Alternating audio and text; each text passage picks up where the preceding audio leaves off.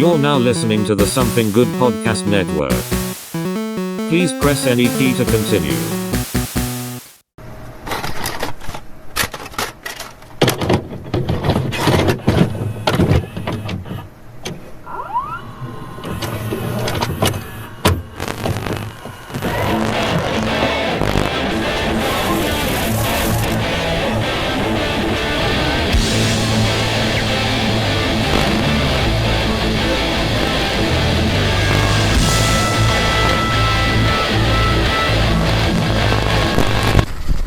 All right, everybody, and welcome to this week's episode of the Couch Potatoes. I'm Alex Morrison, and we have a full round table with us today, ladies it's a and square gentlemen. table. God, quit busting the fucking illusion, Chris. All these squares make a circle. Yeah, if you're that high.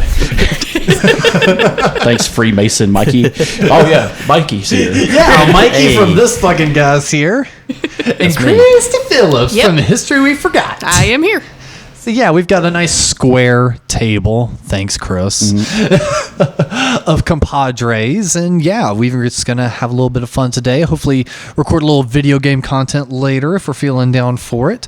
But nah, this is just a regular old Couch Potatoes, and it's always more fun with more people. And plus Chris and Cristy cheated on me. We are not. None of us are in a committed relationship. No. We are a throuple in this. No, we are not. We are a throuple in this antiquing and retro hunting hunt. And you guys went without me. There were no Game Boys. We looked. I don't care. It is what it is. I still like to put my hands on the old things and go, old shit. You should have bought. I would have bought this fucking elk head. That thing was. That thing was magnificent. It's not an elk. I don't give a shit. It was an wild animal. It was a gazelle. A gazelle. Oh, well, that changes everything. The one he's in the picture with. A little more mystical. That's a little more mystical. Yeah. Yes. That's not really our game or speed when it comes to like, oh, I found a Game Boy. Oh, I found Pokemon Silver. I found a gazelle's head. Fully intact. Yes. And a skunk skin and an otter skin that made her vomit. Yeah, because you threw it at me. I'm like, hey, check out The whole time I'm yelling, fur is murder. No, we checked out an antique place down at Mooresville where the antique mall was.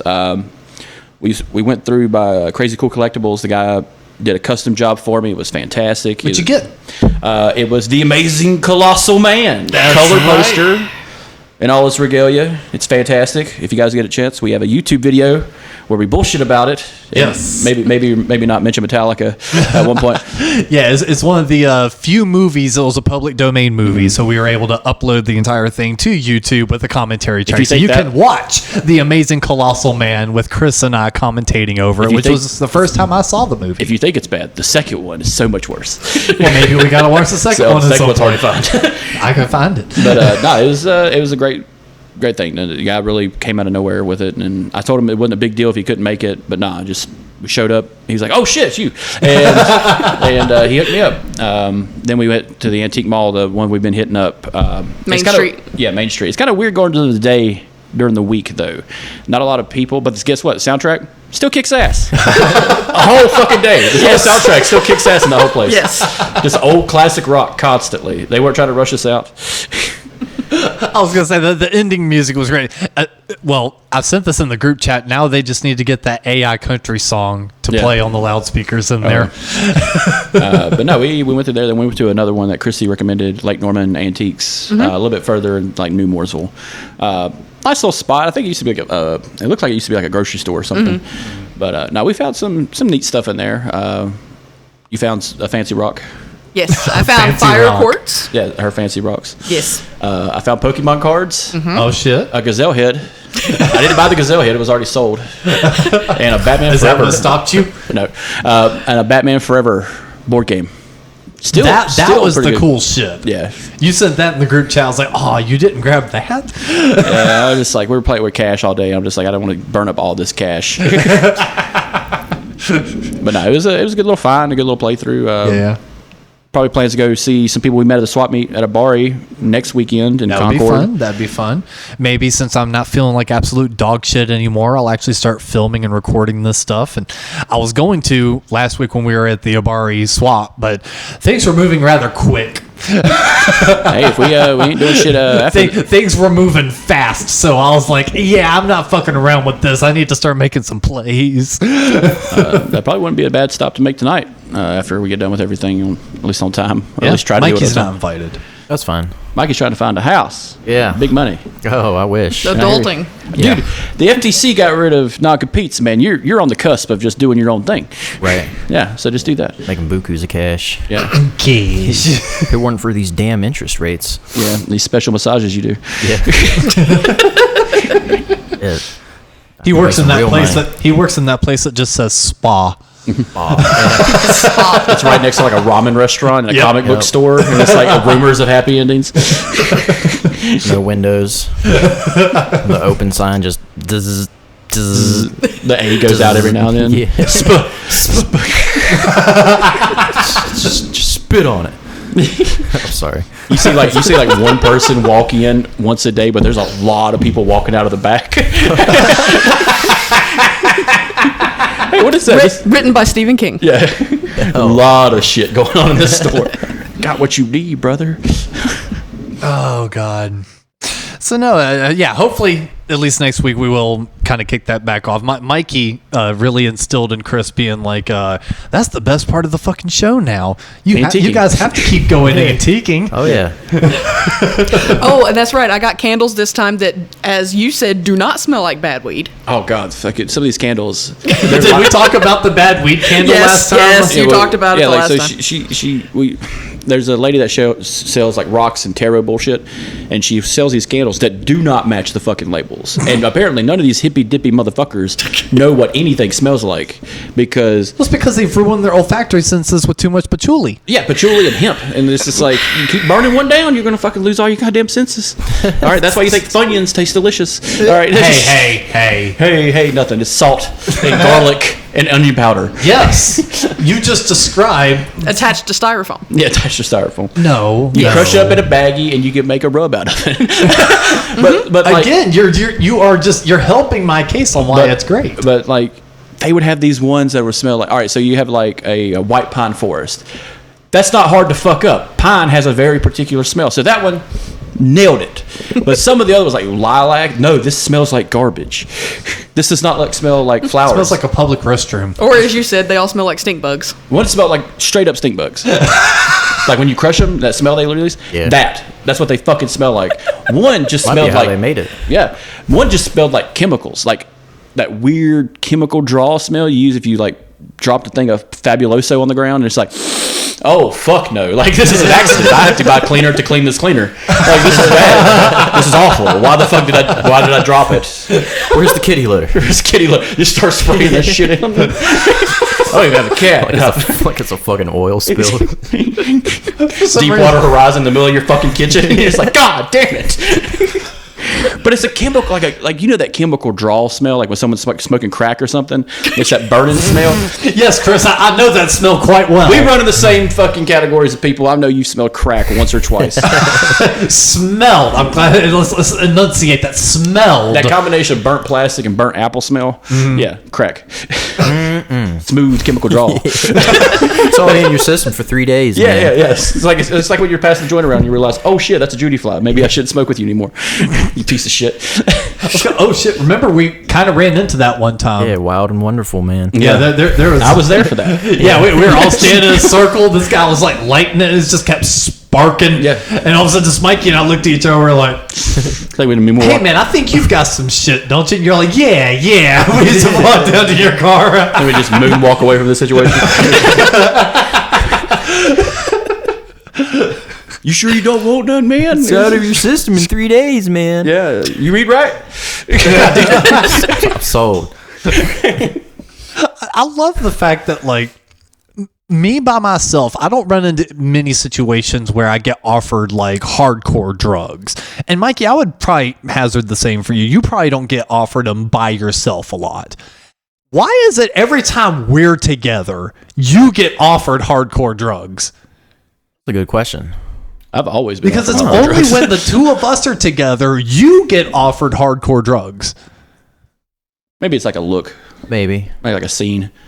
Like he brought his heroin addict friend with him. Maybe he works up on this shit. Like my favorite classic story. If you given fucking like that little baggie of like what heroin or some shit. He said it was speed. Speed. So whatever that is. What is that, like meth and coke? Yeah, this guy knows what's up. A bag of death. Nah, it's a bag of giddy up. And then you got a bag of get down. And you put them together and you speedball. I don't think Cristy knows that story. Another time. Another time we're not Sounds being like a good recorded idea. about illegal substances. Yeah.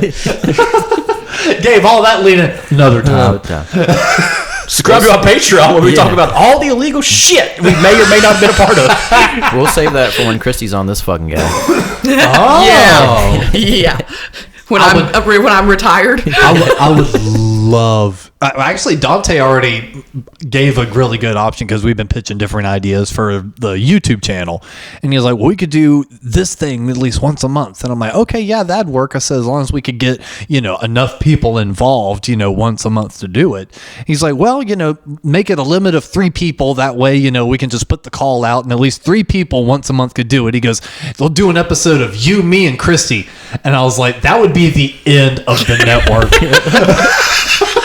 No, I gotta just look Dante in the eye, and then he'll just be intimidated. You do it the same way you train a pit bull. You just make sure you make eye contact with them and move your head with them as they move. Because it's like I already have a feeling I know the way this episode would go down. It would start with me and Cristy just dogpiling on Dante, and then all of a sudden the tides will turn, and when Dante is just withering in the corner, she turns to me and you. It depends on what we're talking about.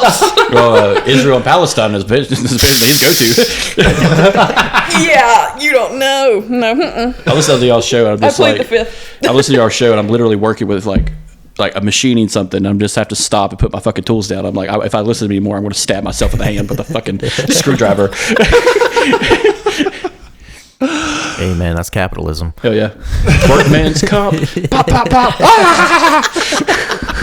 Speaking of insurance, you came back from a wreck. Yeah. Yes, I was not doing something illegal. I was actually turning into my driveway at my house. See, you should have stayed illegal to me. Should have stayed at work.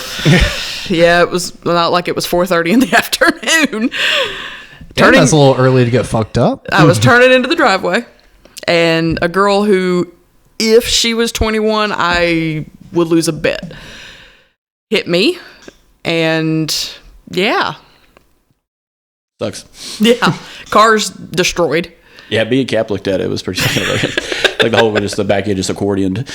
Well, goddamn. Busted the glass. Dog was in the car. He decided he was going to try to bite the firefighter who tried to get me out of the car. Which he would have been totally allowed to do, because right before that happened, said firefighter walked over and goes, "Do we need to call animal control and take the dog out of the car?" And I said, "You will take me out of the car." I mean, that's a valid question. No, it's not. Not my dog. You will not take my dog out of my car. Oh, you will take my dead. You can take my dead body out of the car before you take the dog out of the car. Got it. So the person actually caring about the animal. No, fuck that. No, he wanted to take my dog to animal control in Statesville. Pedophile or something. No, I just know my dog, and I know he would have bit everybody that came within an inch of him. So I would have never got him back. So let that be a note to all firefighters. When you see a dog in a car, fuck it. Don't worry about if it's okay or not. No, because it'll make people like Cristy mad. I'm just trying to save myself from having to pay money to get somebody's hands stitched back together. Check out our new song, "Fuck the Fire Department." Yeah, really. our new NWA cover. I know, really. This feels like that American Dad episode where Haley's boyfriend was just like, "You know what? Fuck them firefighters. They're not real heroes. They don't do shit." Shout out to my sister who rides on the fire truck as an EMT. Love you, Charlie. You said it, not us. Just one particular.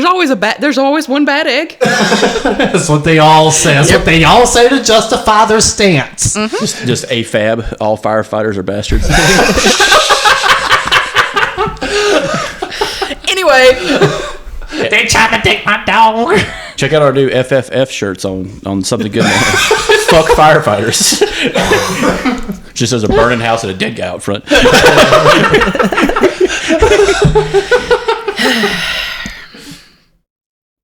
That was good. No, but in all seriously, fuck them. Well, we're glad you're doing okay, though. I'm better. Thank you. Whiplash, concussion, and not a big deal. Yeah, none of that's a big deal at all. Ambulance ride, not a big deal. No, not a big deal in the slightest. And you know, we didn't have the whole group chat worried about you. None of that. Well, I probably should have phrased it a little better than just sending pictures and not saying. Yeah, that may have been the only thing that made it not so alarming was the photos were coming from you, and it wasn't, hey guys, this is Chris on Cristy's phone. Who's Chelsea boy Roy? This is Chris on Cristy's phone, since y'all said the fucking iPhone's so much better at taking photos. Oh, check out this shit missile that she was driving. That reminds me, y'all talk so much junk about the iPhone 15. I have an iPhone 15. Survived the car wreck. It was under my foot. Who's y'all? I was listening to an episode where I'm pretty sure it was you. They more shit on Android than anything. I'm pretty sure it was you. I'm I the was only one talking that junk has about the Android. 15, about how easy it was to break. Oh, you were talking about, that was back when we were talking about how they advertised how people were talking about how flimsy it was. And people were joking oh, dude, you can bend it. And people were actually doing it like a bunch of fucking idiots and cracking them open. Yeah, I can survive a microwave. Says the woman with an OtterBox, but it's cool, not an OtterBox. That is not an OtterBox. That's a piece of plastic with a magnet on the back of it. But it's pretty. No, I've always held a weasel steadfast cage. that That's a weasel cage. iPhones are extremely durable. Yeah, it jumped out of the cup holder and landed under my foot. And then I stepped on it. Which was in the passenger seat at this time. No, it was on the far left of the car where everything else went, including my head. Yep. While the rest of your body was fairly still. Hence the whiplash. Anyway. Yes. What an eventful week. What you been up to, Mikey?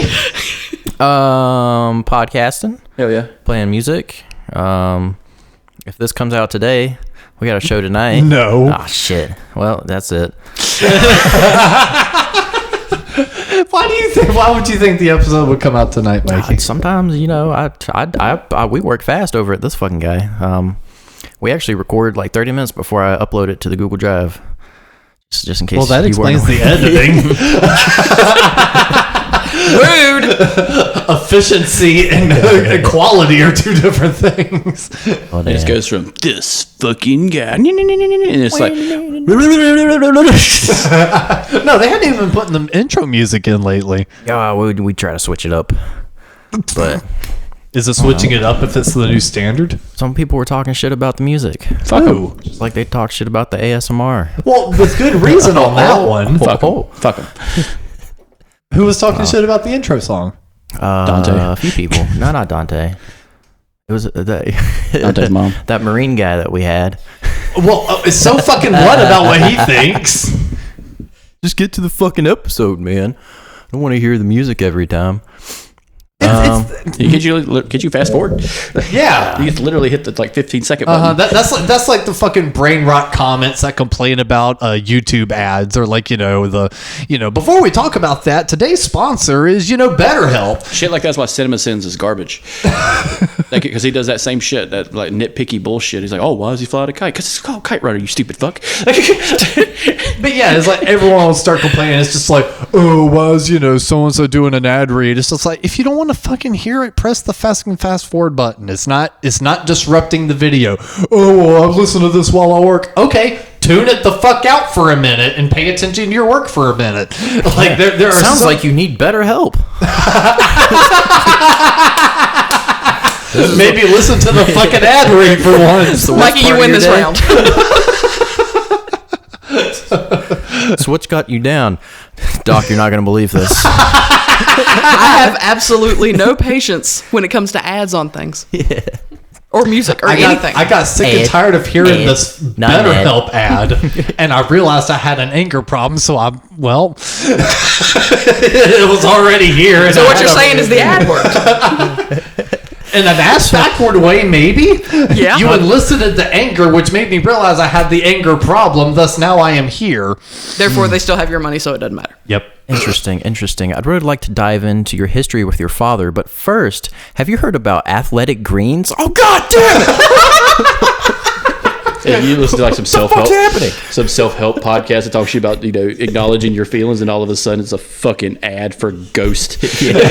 You're about to finally check out, like you're at the card payment, and it's like, you swipe your card, and it's like processing. Brought to you by Raid Shadow Legends. Gambling problem? Call 1-855. That's what gas stations do now. When you go to gas stations, it's just a fucking ad talking about some stupid bag of chips or the weather. We'll just wait till your gas pump asks for a tip. Oh, I'm waiting. Oh, God. I'm waiting. That's where I'm going to start pulling the trigger, just letting that motherfucker run, and just letting it on the ground, and then lighting them fucking match and leaving. I was going to say, leave us a tip for putting your cookies in a box? No. I heard someone say if they're standing, I'm not tipping. If they're standing, I'm not tipping. If I'm standing in front of them, I'm not tipping. God. All right. Well, before we lose all our listeners, let's go ahead and move on over to our news segment.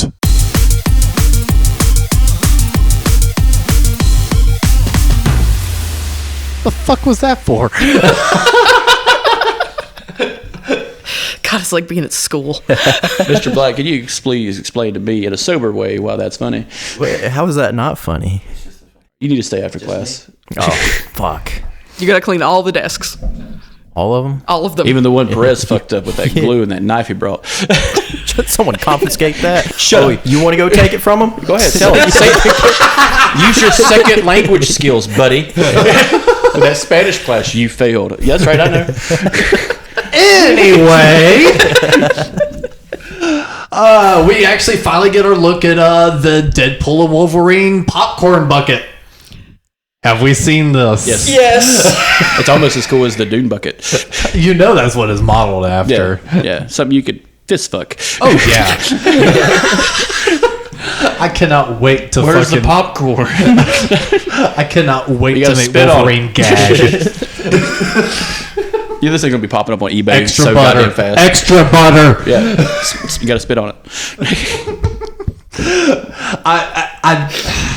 Unfortunately, I every thought time we that go was to... a fucking joke at first. I was like, please be a joke. I did too. It's not, though. It is 100% real. And the thing is usually when I go to theaters, those theaters don't have like the novelty buckets. I might have to seek out a theater that has the novelty buckets, because I do really want that bucket. Hey, what you do in your spare time's your bone business. Shut up. Do you have to pay extra for the bucket? Of course. Yeah, usually like any kind of stuff like that. Like sometimes back when Star Wars was doing, you get like the cool like plastic one, but they stopped doing that years ago. Yeah, more than likely, if I had to guess, they're gonna do like some little $20 special where it's like you get that with the drink and it's like filled for like $20. Yeah, Nice. No. Not bad. It Yeah, is what it is. yeah. It's just another way to nickel and dime you as soon as you reach into the fucking theater. I've honestly just looked at the movies as a luxury at this point. Yeah, It is. like fast food is a luxury. Bro, I have really resigned to the fact that fun is a luxury for the rich.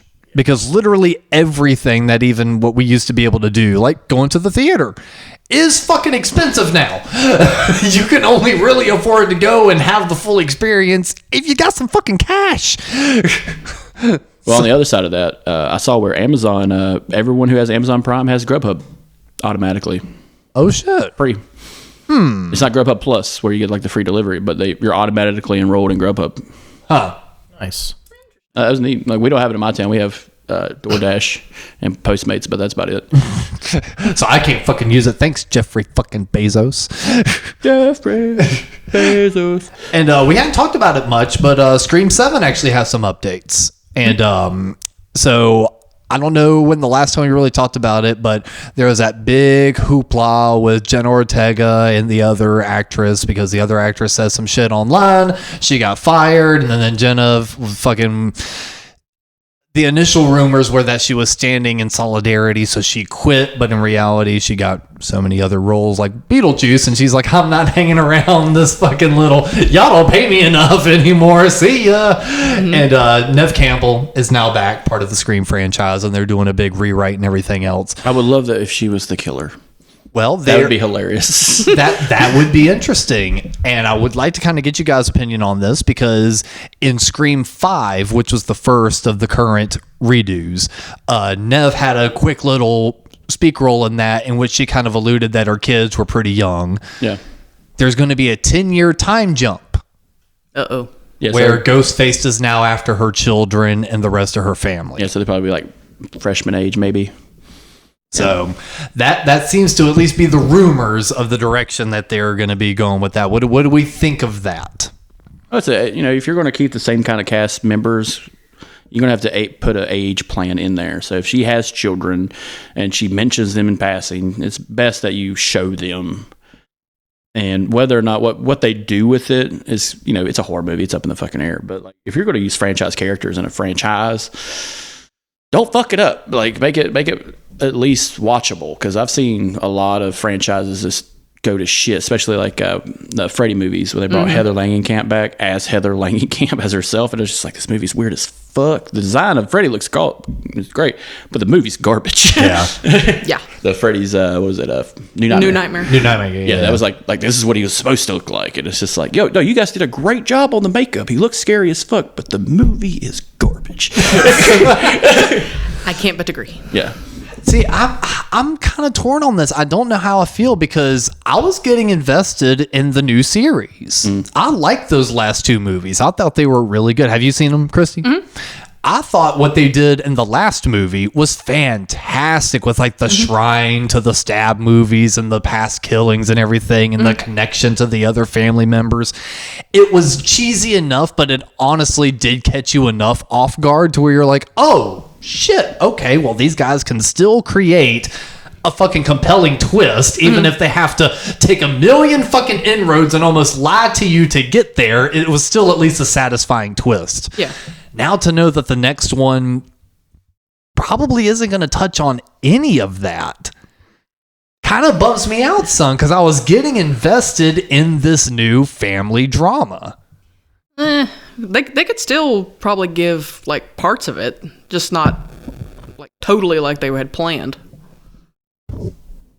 Maybe. I don't know, though.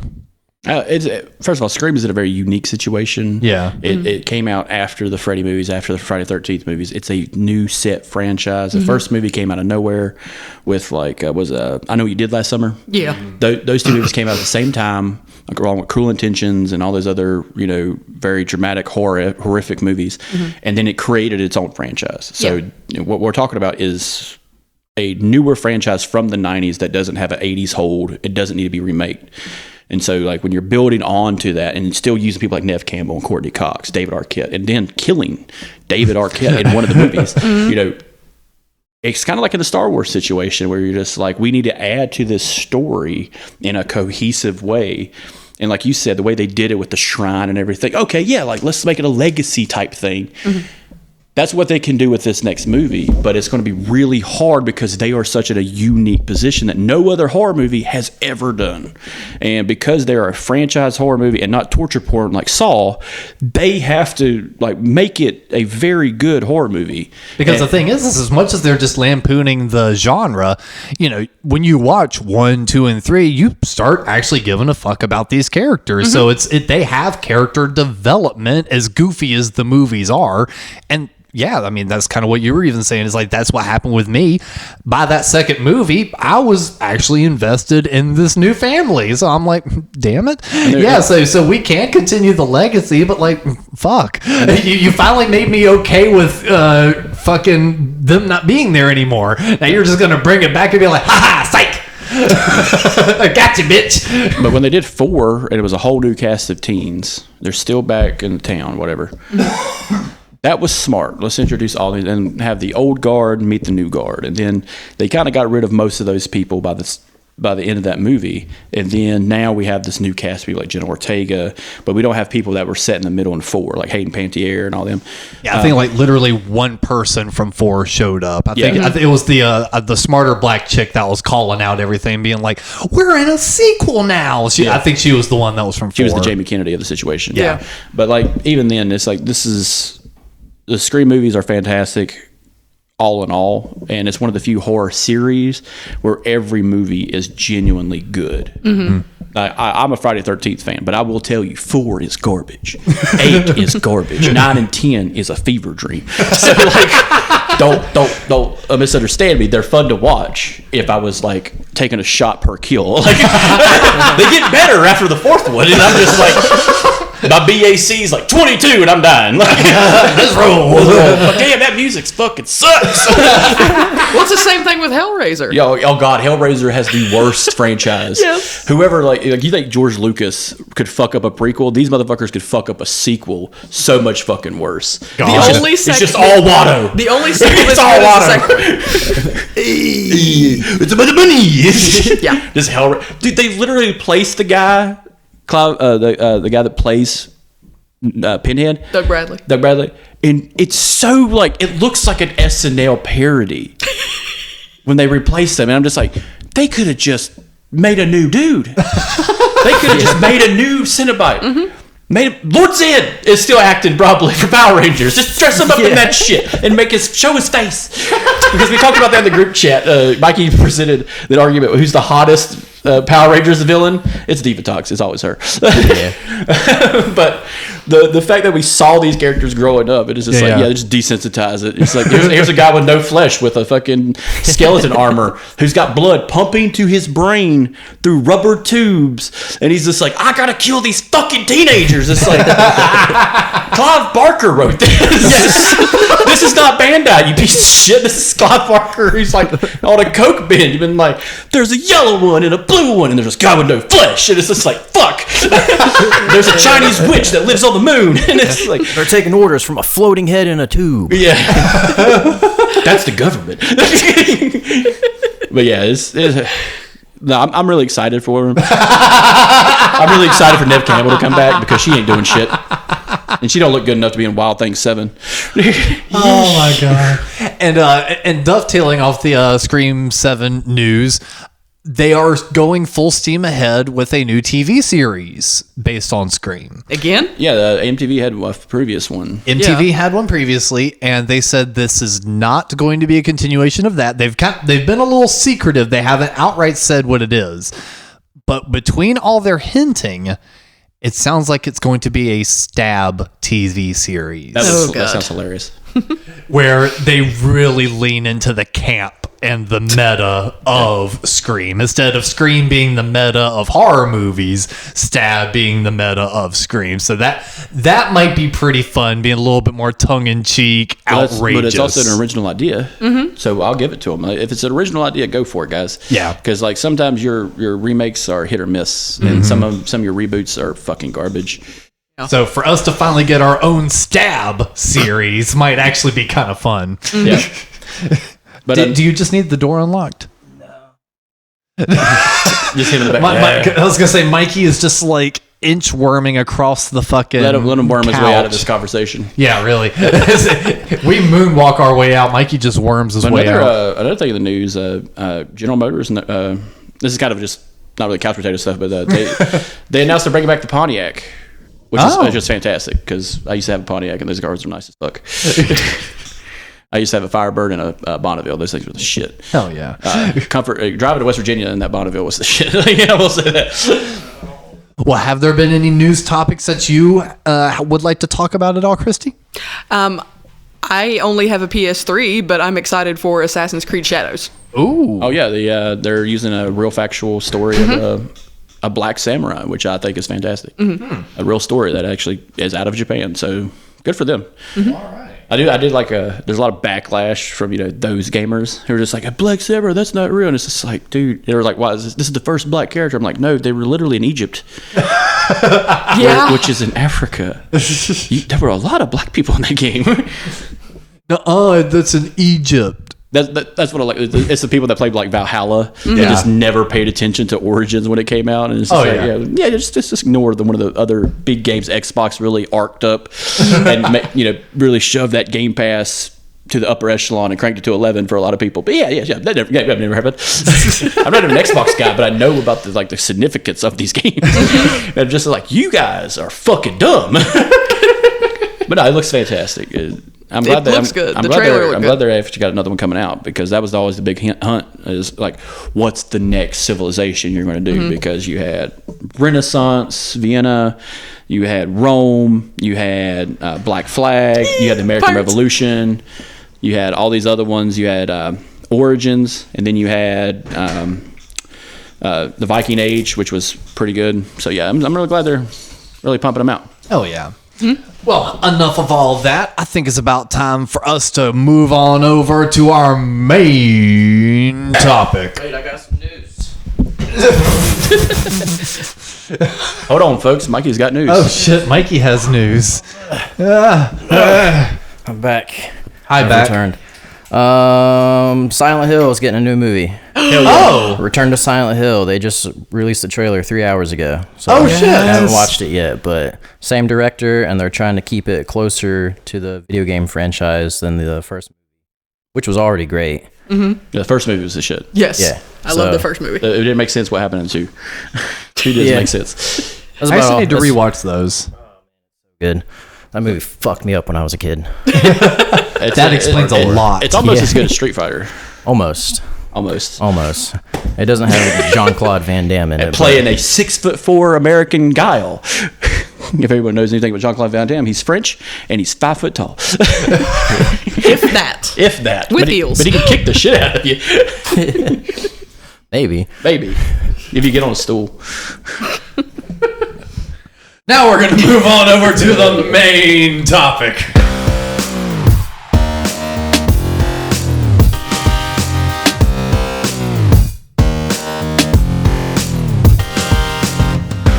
We heard the different music. That's right. It's a Fistful of Quarters main segment. Woo!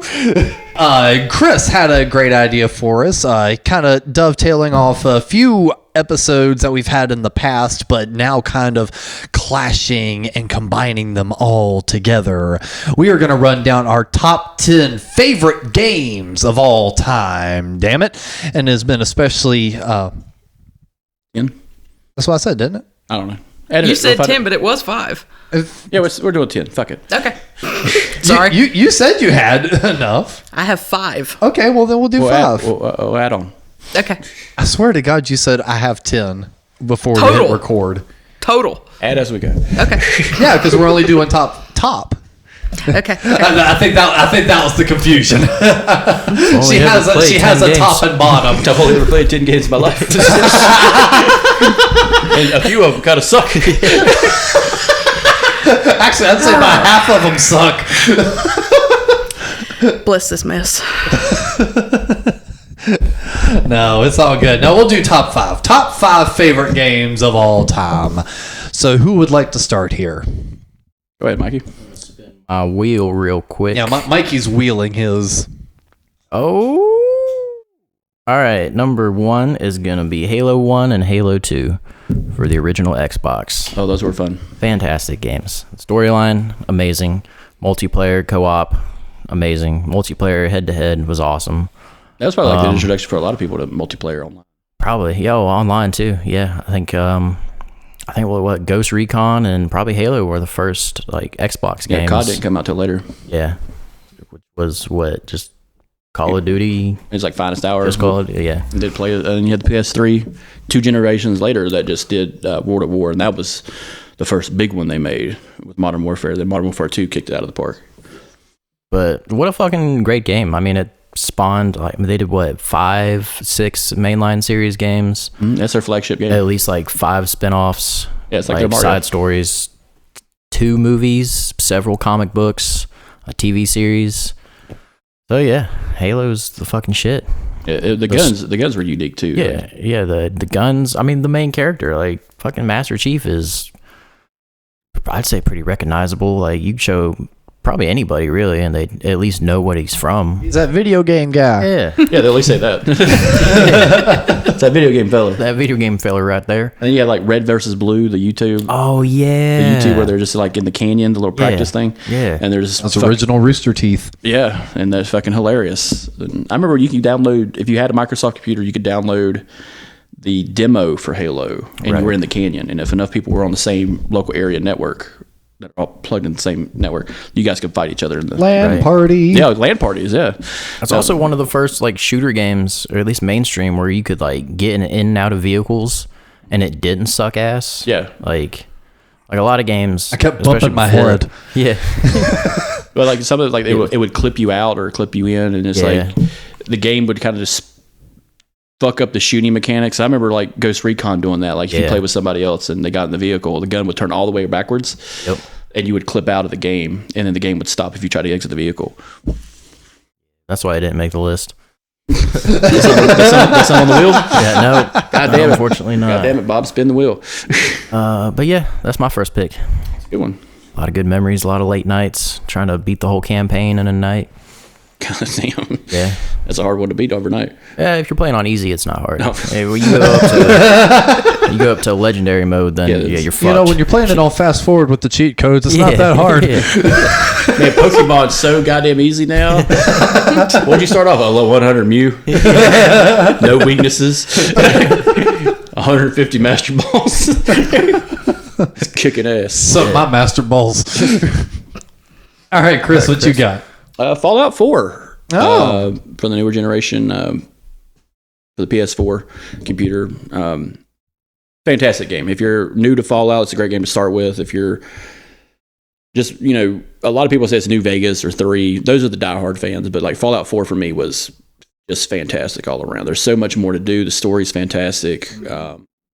A lot of people didn't like that the dialogue part was kind of constructed into just four things, and if you play RPGs, you're only allowed to say like 4 different things in conversations. You have a good, a bad, a snarky, The ugly, and then like just like a plain Jane response. And like it really affected the game how you played it, where you could be evil or good, and there was a little bit of dynamism to it. But there's factions in the game that were just like Easter egged in.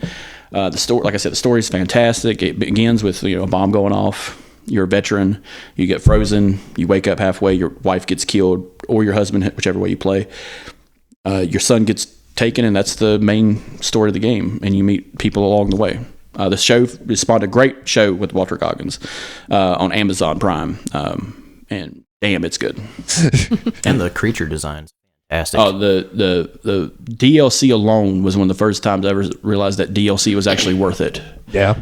For a game when they made the DLC for Fallout, because they basically made another game attached to it with Far Harbor, which is if you like that H.P. Lovecraft horror kind of thing, that's big in that game. And it's a whole new, it's kind of like going to like Boston Harbor after the fall, and it's really good. Oh, yeah. 5 out of 5. Or a 9 out of 10. Whatever. Perfect 5 out of 7. 5 out of 7. All right, Cristy, what you got for your first one? Assassin's Creed Black Flag for the PS3. You guys like pirates and shit? Yes. I like pirates and shit. I like it because I love the Assassin's Creed games because they have such, not all total historical significance, but enough.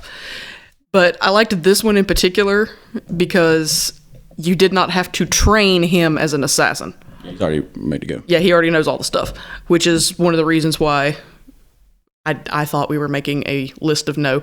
And my list of no has one where you actually have to train him, and it's stupid. Because I got mad because he couldn't climb a wall, and I almost broke the game in half. But what I liked about this one is you get to meet actual historical figures. Like you get to drive the Queen Anne's Revenge. You get to fight alongside Blackbeard. Yeah. And it's got a great story. Yeah. Yeah, Which is always something I'm a sucker for in a game. I think the same guys went on to do a part of the Skull and Bones games and stuff like that. But no, the pirating part where you're just like on the boats and stuff is very cool and realistic on those. Mm-hmm. Oh, yeah. Well, I'm going to wind up breaking mold here. All y'all are giving like these really nice in-depth, it's like, I love the story and the graphics on this. Disney and the characters. Tetris for the Game Boy. I'm not a dog, actually. Oh, shit. I'm an abomination. I'm going to have to go with an arcade classic. I'm going to go Galaga. Hell yeah. Galaga is definitely in my top 5 favorites. If I see that in an arcade, I'm immediately spending too much money on it. And I've got it for like the NES. I've got it as like a downloadable app. I've got it on multiple different systems.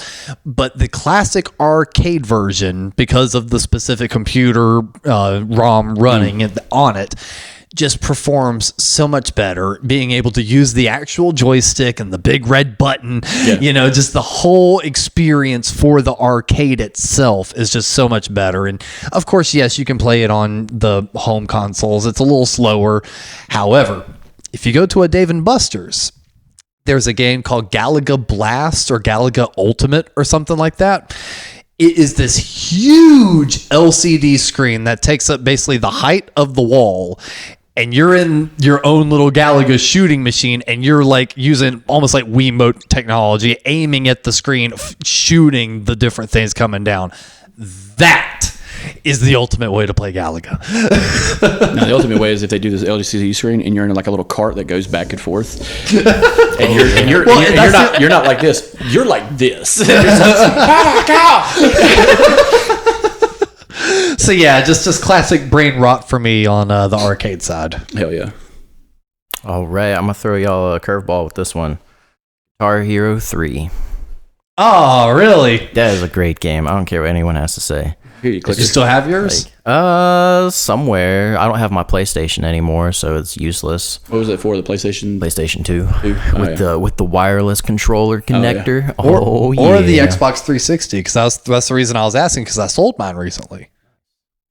Good cash for it. Surprisingly, yeah. Like a decent amount. I was like, okay, like these go for a lot more than you would expect. I think there's still a lot of people on Twitch and like TikTok Live and shit that will do like the custom Guitar Hero games. They can't fucking play guitar themselves, nerds. Yeah.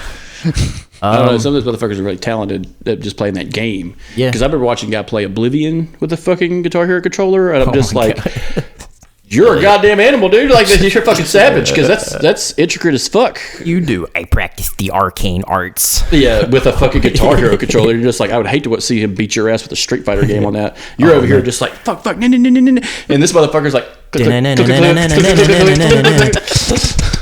I beat your ass with Tom Sawyer, you motherfucker. Hits that whammy bar, and he's just like stabbing the shit out of you. I am Getty Lee. Hell yeah. Did you guys not get into Guitar Hero? My sister had, and I played a little bit. When I was in high school, toward the tail end, junior, senior, Rock Band had kind of started making a dominant run because it was every other instrument. Right. So see, we make those jokes about the Sega households. To me, there was a difference between the Guitar Hero and Rock Band households as well. Yeah. It's like the Rock Band household was also the Sega household. His parents had smoked on a lot of kids. Oh no! It was always the Kyles that had Rock Band. It was always like Mikey that has like, hey man, you want to play Guitar Hero? The other guy's just like, hey kid, show them how you play the drums. Yeah, we got that Rock Band for the game system on the TVs. Then you had the weak kid who didn't have a lot of friends come over who just had Nintendo stuff. Who played Donkey Kong bongos. I also had an Xbox. Thank you, sir. Well, you know. No, I thoroughly enjoyed Guitar Hero 3. I played some of the first two. Actually, a lot of time over at Cody's house with you and Cody. We played a lot of that then, but 3 was the one I wound up getting into because out of all the different musicians and stuff that they tried to feature in all those games, for once they finally featured one I actually gave a shit about, Slash. Yeah. And I was just like, okay, cool, I can actually play a Slash in a video game. And they actually had like good sounding music and not every song was a cover, you know, and all that shit. So it's like for the first time, it felt like that was the game that spoke to the actual musician trying to find something to connect with this game, being like, oh, okay, well now they're actually using the original songs and I can play as someone I actually respect as a guitarist. And by the third game, they like completely nailed like all the mechanics and the calibration. Like, it hasn't gotten better since the third game because it was perfect. Which one was it where you could add songs? Or was that just the computer one? That was the That was computer probably- one. Well, for 3, they was the one because it was on the 360, so you could get like they had DLC packs of like it was pretty limited. You couldn't like get any song you wanted, but Yeah. Yeah, a lot of those like, YouTube that'd videos been of hard. people creating their own songs. Yeah, that was all computer stuff. Yeah, because remember I saw it on Game Pass at one point. the third game had a song maker option to it.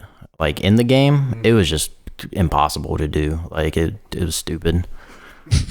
Well, At least I thought almost so. like the Wii Music thing where you created your own music within the app or the game, rather. Yeah, and it was just balls difficult. And, It's like creating a ringtone on the original Nokia phone. yeah, Hey, I got the laugh from people that actually used to use those things. Because when you tried to do it, you fucking throw your goddamn phone out of frustration, and it didn't shatter.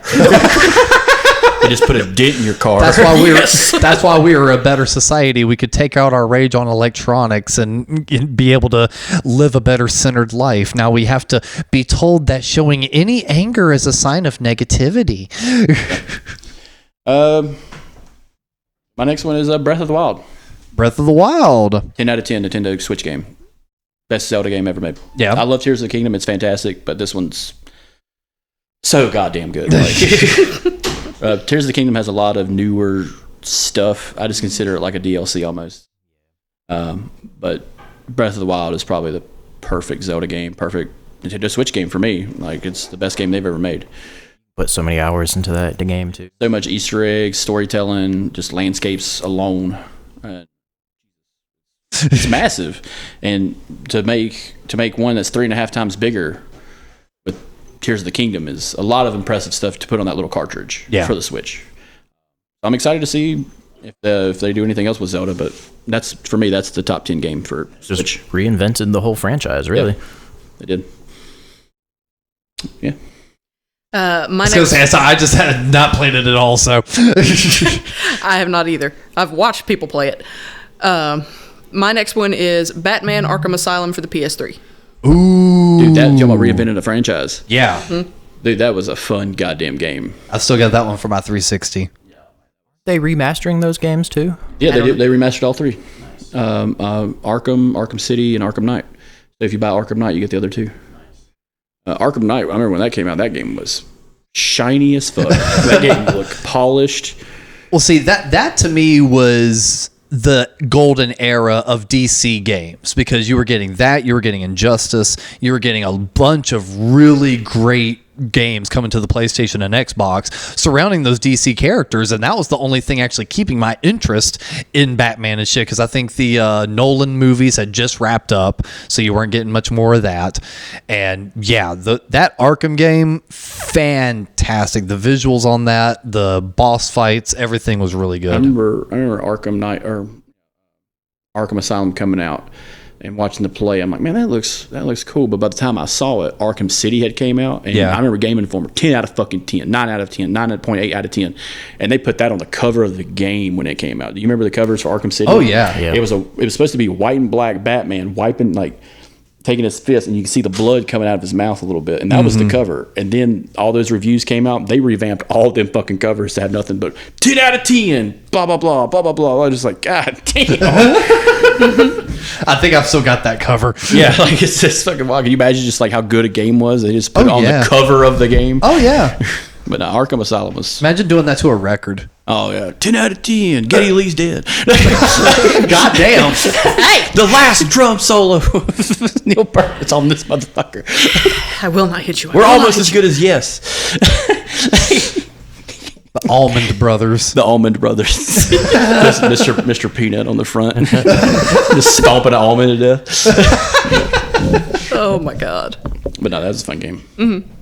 My next one it's an easy call. It's probably made every single list that we've talked about. I tried to avoid putting this on the list, but I no matter what age I am, I will always grin ear to ear every single time I put in Super Mario 64.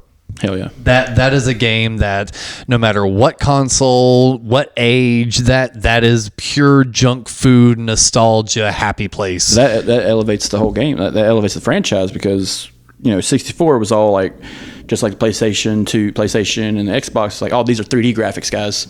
Yeah, it was Mario's first foray into the 3D world. Sure, some of the character models are a little goofy, like Bowser. I think they look great for a 64. They look fantastic. Yeah, and like Mario, and like, because it's a platforming game, but when you're doing it in a 3D way, that's like, wow, holy shit, this is hard now. And a running thing with this is, I replayed it on the Switch. Of course, you fucking had to. And I've played it on like virtual consoles and stuff. And I think coming this week on the YouTube page for Fistful of Quarters, I've started my solo playthrough of that game. Oh, yeah. And I'm actually using the Nintendo 64. I'm not emulating it through the Switch or anything. It is a completely different experience playing it on the original hardware. It may be a better experience, a cleaner experience playing it on the Switch or whatever, but using that fucking weapon of a controller and the semi-downgraded graphics and everything else, it is its own experience. That's the difference between listening to a new record on Spotify or putting it on the turntable. You're still enjoying the song. It still doesn't change the experience. However, you have an elevated experience listening to it on a vinyl record. I forgot to mention, I found my Wii, the old Wii, and it's hacked. But before I got it, the guy who had it would buy the Nintendo games for the Wii to download on them. It has Mario Kart 64, it has Mario 64, and it also has Ocarina of Time, just already preloaded on it without homebrew, like just straight up on there. Hell yeah. But yeah, so I think that's just also going to be a running thing for me, is like, there's a certain specialness, even with it being a disc, there's a certain specialness of the physical item turning into the game, because we can download the games all day we want on our phone, but we don't physically see it. There's not an attachment to, I'm putting something in and creating the game experience. Knowing that this crazy 3D world is inside this cartridge, that adds a little bit of that specialness to me, at least. Nailed the mechanics aren't bad either. No. For a first attempt. No, and I think that's another reason why I like it on the original hardware, is because all the mechanics for all of these games were optimized for that original hardware. Because I remember the first attempt to make Sonic into a 3D world was awful. And then they did Sonic Adventures 2 for the GameCube. That game's amazing. Yeah, and congratulations, guys, you did it. How long did it take? Not even on your own console? It took a minute. If you guys like this, you're really going to like Sonic Heroes. What the fuck is this garbage you're selling me? Hey, where's the real dope, motherfucker? Where's the real game? What is this? This is a demo? What is this cut with? What is this cut with? Kirby? Yeah, Kirby. What kind of fucking bullshit is this? Well, what's next on your list, Mikey? Real Estate Mogul 2024. Oh, SimCity. Hell yeah, man. Oh, it's a simulator. I like those simulator games. This has been fun. I got to go. Yes, sir. Deuces, man. I'll come back for this of course. shit later. Be safe, guys. Enjoy house hunting. I'll just come back for this shit later. He comes back for that shit later. Where is that shit? It's like, where is everybody? Whole house cleaned out. Everything is gone. No one's answering the group chat. Everyone's just gone. Damn, it's like that one band practice. I was here. Well, Chris, what is your next one then? Well, I would change just the fucking 10, guys. Fuck Cristy. I come up with something. Go ahead. I'll take a game like me and you've probably played. Spider-Man for the PS4. I have not played a lot, but I would definitely agree it is the best Spider-Man experience that you can have on a game system. For sure. I'll straight up tell you guys. I cried a little. Really? Because when they killed Aunt May. Yeah, I know the story. It's I'm okay. just like, but it's like the speech she gives before she dies. Perfect writing. That right there was the best Spider-Man movie ever made. It was the Spider-Man game. See, I'll avoid the cutscenes and like what the actual dialogue is. I know what happens in the game, of course, because how old is it now? Like 6-7 years now. So it's like, I'm not going to be able to avoid spoilers for that game for 6 or 7 years. Spoiler, guys, it was fantastic. 10 out of 10. But, however, I still need to. I was watching playthrough, But it did slowly get to the point where I saw that game price was slowly dropping and dropping and dropping, where I'm like, okay, I'm going to stop watching this gameplay because I want to actually experience the story. Yeah. The story was just fantastic. They didn't model the guy after really anybody until they remastered it, which was fine. But the story itself, if you're a Spider-Man fan, Doc Ock whole storyline, because Peter is just now coming out of high school into like a newer school. He's still young, which I liked. Yeah. It's kind of what I hoped for, like the Tobey Maguire kind of arc. But it is that, this guy is my mentor. This guy, I'm helping him, and he's doing good things.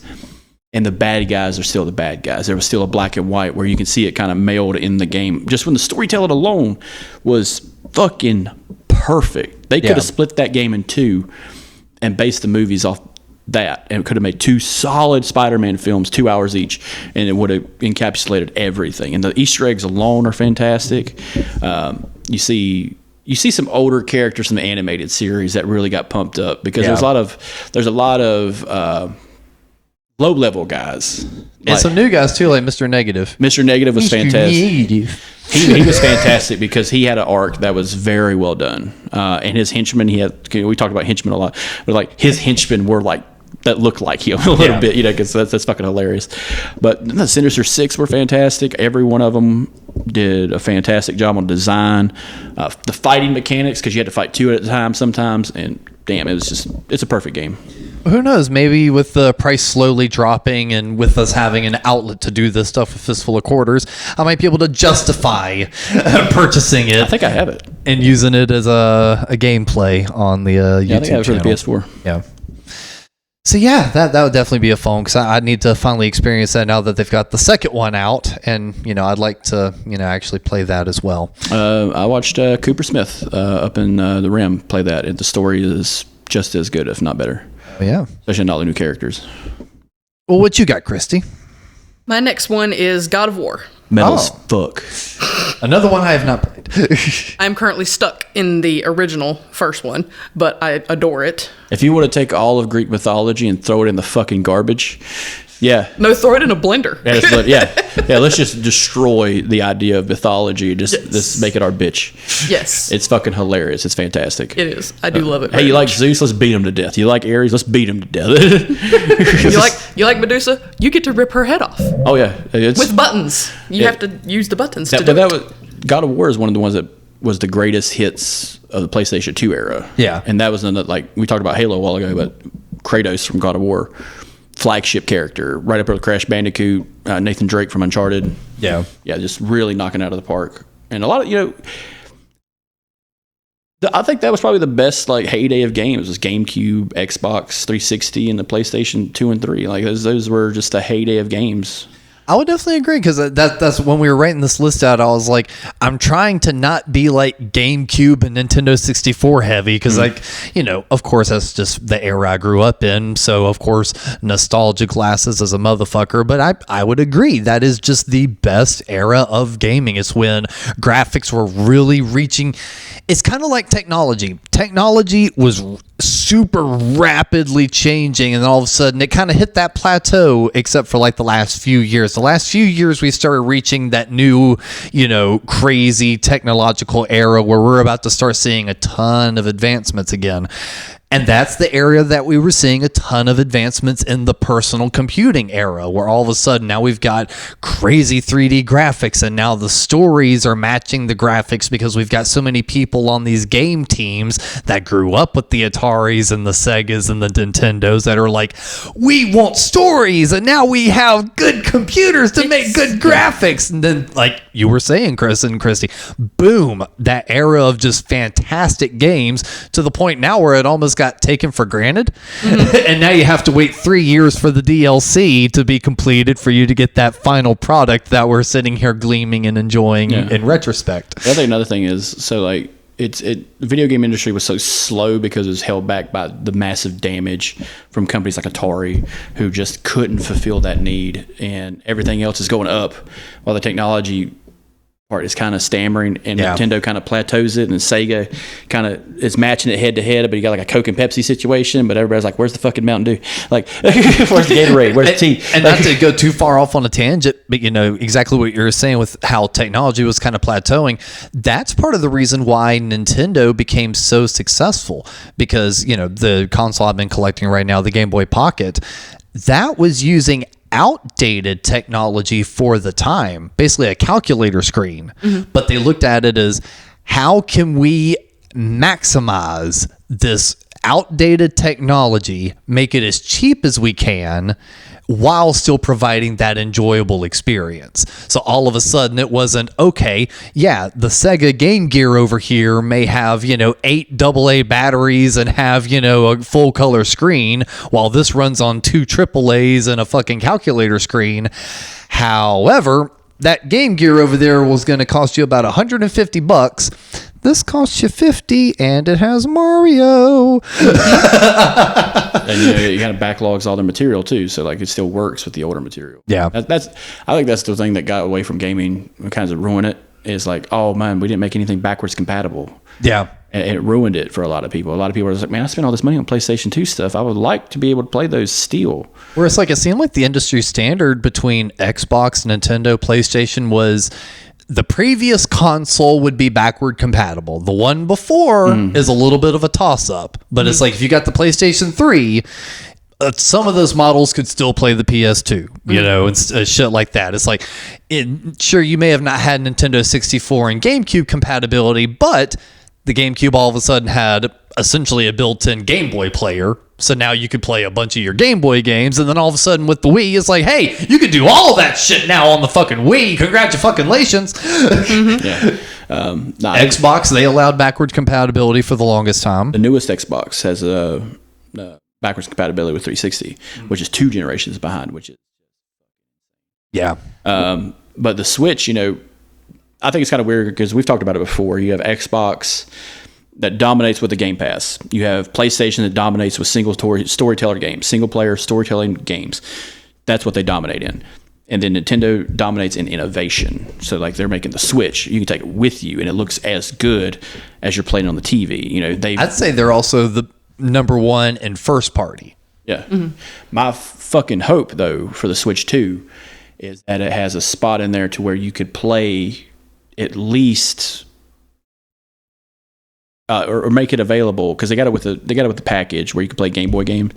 I would love it to where you could actually purchase back catalog stuff. Yeah, that like the isn't- old eShop. Yeah, like the old eShop, and they didn't shut it down because there are games that were part of Super Nintendo that you never will play on the Switch because those companies don't fucking exist anymore, or whoever owns it's refusing to let it go. And That would still prevent the purchase too. yeah, So. but I'm just saying, like, I would love it, like, just an across the board sweep. If they were to make an attachment to where, let's say you got a Switch 2, no matter what it looks like, let's say it had a little thing that goes on the bottom. Hey, what does it do? You can play a Game Boy Advance game on that motherfucker. Wouldn't that be some shit? Just an attachment? Oh, yeah. Just a third party, or not even third party, Nintendo branded attachment. For $100. Yeah, hook it to the little platform, and you could just plug and play a Game Boy game. That was another thing too. The console and handheld, you could do that for the Super Nintendo. Hey, bam, Game Boy game. Bam, I'm playing that on the TV, motherfucker. And now my game collection for just the TV alone has now expanded exponentially because GameCube games were cheaper than SNES games. Oh, that's part of the reason why I want a Super Nintendo, just to get the Super Game Boy so I can like play my shit on the TV. Hey, they might be around the corner, man. Never know. Never know. What's your next one? My next one. All right. Let's Put his phone see. away. I did because I was working off the hip with the last one. Honestly, I went back and forth on adding this one to my list or not, mainly because I can't say that I am the biggest fan of this franchise as a whole, especially with how long they've gone on for. However, Pokemon Yellow is still, to me, the only RPG style game I can play. And for that alone, it has to make my top 5. And I think it also comes down to that childlike mysticism for the same reason that I liked Mario 64. Mario 64, wow, there is this crazy 3D world in this cartridge and I control it all. Same thing with Pokemon. There are over 100 unique characters I can catch in this game, and there is a huge world map of areas that I can traverse and so many different options I can do, all in this tiny little cartridge. Again, I think that kind of adds to the specialness of it, where it's like, I have the game on my phone, I downloaded it, and it's like, it's cool, it's a nostalgia to be able to play it on my phone. But all of a sudden, last week when we got that Pokemon Yellow, and I've been kind of just playing it off and on the Game Boy, it's different than I was playing it on the phone. It has a different feel. It has that specialness because of the platform and the system and the cartridge. So that's kind of where I'm leaning with my favorite games, where it's like, not only is it a good game, but playing it on the original hardware just has that extra specialness to it. Mm-hmm. So that's the reason that I had to make my list. Well, because I'll skip one of mine that I had chose was Gold and Silver, which is that same mentality. It's just a bigger world. Yeah. But that's what it is. It's part of one of the greatest RPGs ever set up for people. And not only that, the franchise alone is magnanimous, just out of this world popular. Yeah. And again, and for me personally, it's just hard for me to really admit to the fact that a Pokemon game is probably in my top 5, because again, I wouldn't consider myself that much of a fan. I'm very much a fly-by-night fan. I like the original series because I liked that as a kid. It's almost like I like it for purely nostalgia, not for what it stands for and continuing to follow the series. Well, I think that's what's great about like some of Nintendo's properties is like, you don't have to be like an uber Mario fan just to jump into a game. Yeah. You know, a lot of those games are like that, just plug and play. Let's just play around with it. When it's like, if you're playing Last of Us, you better be fucking invested, motherfucker. Exactly. Like you need to sit down, have a smoke, like, get ready to have your heart broken by keeping this little girl alive. Like, Jesus. But yeah, so take that one off my list. But I'll talk about one that you guys probably don't know. It's called Stardew Valley. I know about Stardew Valley, yeah. I've not played it, but I know about it. Stardew Valley is probably the greatest farm game you could buy, but it's also an RPG with a story. There's a lot of mechanics in the game, and it's all centered around what looks like a Super Nintendo game. I showed you a clip of it one time because I play it on PC like a Master Race asshole. But what I love about it is they ported it over, and it still looks fantastic on all the other systems. Kind of like Minecraft when Minecraft started porting over. Yeah. But no, Stardew Valley, cool little just farm game. There's like different areas, mountainous areas, beaches, forests, caves, a lot of exploring. But it all centers around, your little homestead and, you managing that along with meeting other people. And it's kind of a combination of Harvest Moon and Sims, but in the way of like Link to the Past looks, So it really, there's a mysteries part of the game. There's DLC that's added freely to the game that you don't have to buy. The guys who manufactured it did a 10 out of 10 job to me. And somebody showed it to me in passing. I'm just like, well, that looks pretty cool. And it was like $15. And, for a game that turned out to be a AAA title eventually, I'm just like, that's fucking insane. Yeah, I think someone mentioned it in passing in Discord. And that's where I heard about it. But no, it's a fantastic. I encourage anybody. It's a relaxing game too. That's another part of it. You can make it intense if you want to, but like the main crux of the game is very relaxing. I love how Chris is like, you can make it intense if you want to, because the game will get progressively harder if you go to certain areas. Not like Pokemon where the game does get harder, but in this one, you could just chill on your farm. Yeah. Just grow plants and Thanos it out. Yeah, Thanos it out and just kill anybody that comes on your farm. I wish they give you a gun. That game would be harder. Why are you on my land? The fucking Gastonia farm simulator. Yeah. I see you on my land, boy. I'm on my fucking mower. I'm on John Deere, and this motherfucker walks up thinking he could just look at my cows. I'll be goddamn. It's about to go down. I'll be goddamn. Press a combination of like keys on the computer, and your little 8-bit or 32-bit character just starts pulling and starts pulling a dip. And then it goes to like one of those 8-bit cutscenes where it's just, because that's what another thing is, like, so when you talk to somebody, it's a 8-bit portrait of them, and it's text and stuff, and it kind of reminds you like Final Fantasy a little bit. But yeah, fantastic game. The little chip tune, "Give Me 3 Steps," starts playing in the background. A little bit. That would be a cool mod because the game they do allow mods in there. Yeah. And people have done some pretty nutty shit. So like in Fallout, you can add a soundtrack mod where it's nothing but Megadeth playing in the background, and I do that a lot. Fucking Megadeth playing when I'm playing Fallout is the shit. Fuck that 50s bullshit. 4-part harmony shit that plays in the background. Nah, you give me fucking Holy Wars while I'm trying to kill a fucking bunch of ghouls with a fucking laser rifle. Hell yeah. in. Hangar 18's playing in the background while I'm killing this alien. Hell yeah. Do it. Let's do it to it. But yeah, that's my 4. Well, what you got for us, Cristy? Nightmare Creatures for the original PlayStation. I remember that. That brings back a memory. I used to love this game. Charlie and I would go to my maternal grandfather, may he rest in hell. We used to go to his house in the summertime because he lived in Virginia, and he was a video game nerd from way back, so he would have the newest system. And at the time, the original PlayStation was the new system. Yeah. And Charlie and I would play Tekken. And we did not know how to play. What button does what? We didn't know. Fighting games teach you how to use a controller. Yes. Yeah. Or you could do what we did, which is buy those cheap plastic Band-Aids and put them on our fingers, and then you can just slide your finger all everywhere and just hit random buttons until something happens. That's what we did. But when... Sounds like us playing Street Fighter. Yep. I was just thinking that. When Charlie would be off doing something else, because she would go hunting with him, and I can't, and I don't. So I would be at the house, and I would get this game out and play. And you are a detective in 1800s London. Yeah. And you're trying to catch this guy who is a murderer, and he digs up dead bodies and uses black magic from the Diary of Aleister Crowley to resurrect them. And they've got like 6 arms and 2 heads. Yeah. Stuff like that. And there's a virus all over London. And you can be out looking around. You can't turn lights on. So these things just run up on you in the dark, and you just got to do the best you can. And you can only fight them for so long before the whole screen turns like green or red. I can't remember. Oh, I remember those kind of stuff. I remember games like that would impact the TV and shit, turn the volume off. Yeah. And a message would come up, your save file's gone. And it's like, oh, fuck.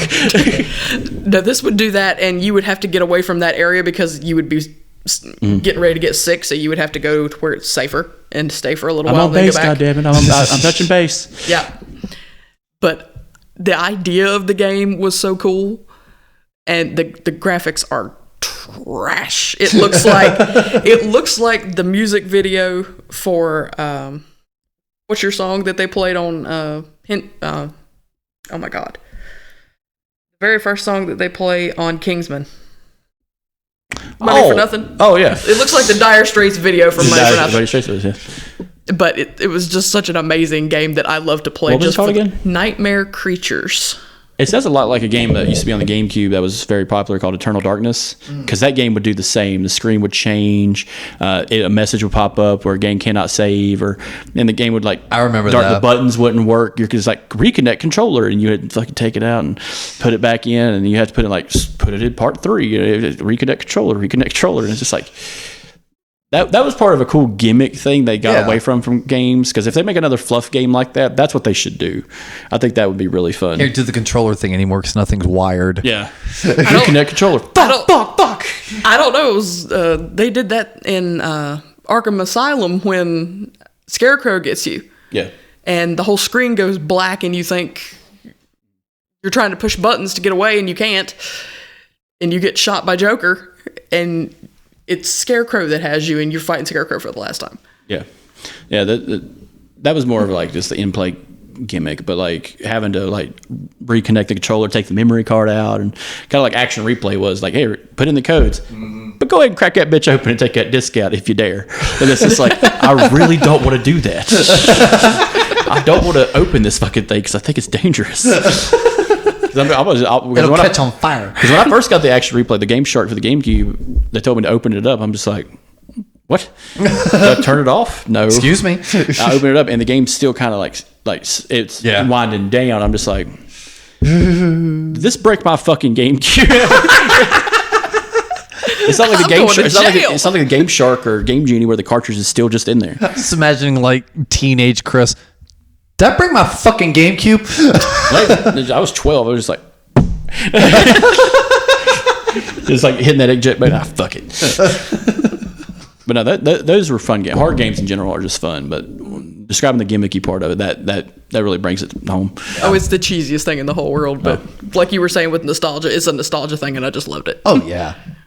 No, and I almost had a horror game as my last one, and I almost put Street Fighter because that is so fucking fun. But however, got to move over to another console. We were already talking about that whole GameCube, PS2, 360 era was like pinnacle of gaming. One of the best fighting games came out in that era as well too. Super Smash Brothers Melee. Melee was fun. Melee for the GameCube. Yes, that was 10 out of 10 fighting game. It's like, yes, Street Fighter is fantastic. It is really fun. And the original Smash Brothers for 64 is fun. I played that the other night since I had my whole system out. Nothing beats Melee, though. It's like Ultimate was fun. The newest one, the Wii U version, all those were fun. But the weight, the mechanics, the character roster, the stage selection, everything about Melee was just there's a reason why they still have tournaments for that game and not even the more recent ones. Like that is just the most pinnacle of fighting games in my opinion. That's the one I can always go to and play anytime someone wants to fucking play. That was one of those games we got in like a package deal. Someone had gave us a bunch of GameCube games in a box. Yeah. One was Spider-Man 2, the movie. Yes. Which was fun.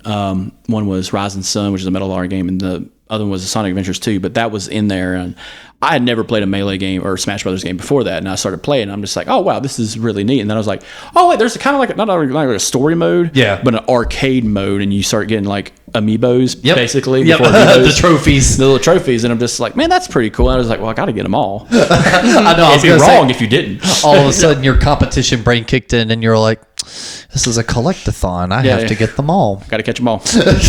Yeah. That was, if we just talk about GameCube games of all time, that would be it. Oh yeah, I don't know if it'd be my favorite, even though that's the only GameCube game on my list. It's still that three-way tie between that, Luigi's Mansion, and Sunshine. Sunshine's so fun. It is. That's like, to me, those are like the three required games, and little runner-up would always be Mario Kart Double Dash, but that's kind of like the forgotten Mario Kart game. My fifth and final one. I'm going to say, because I played this a lot, is a game I don't think you guys ever heard of, Astro Near. Heard of that one. Astro Near is the perfect fluff game. There's nothing really dangerous about it. It's just a lot of thinking. You're a little astronaut on a little planet, and you got to collect resources, build a rocket, go to another planet, collect resources, come home, keep doing it until you unlock this giant like puzzle in your tiny little solar system. You could literally walk across this whole planet. Yeah. That's how small the planets are. But like, it has just this wild ass community of people that are just, it's a building game, kind of like the factory games, or like, it reminds me of like Roller Coaster Tycoon, where there's a lot of things. If you learn how to do like gate switches and how electricity works and stuff like that, you could really just break this game. But like it teaches you a lot about logistics and how to just maintain and add until you get to that point where it's just like the game is just one switch, click on, you're done. But no, it's very fun. But it's like Stardew Valley. It was only like $15. They ported it over to the Switch recently.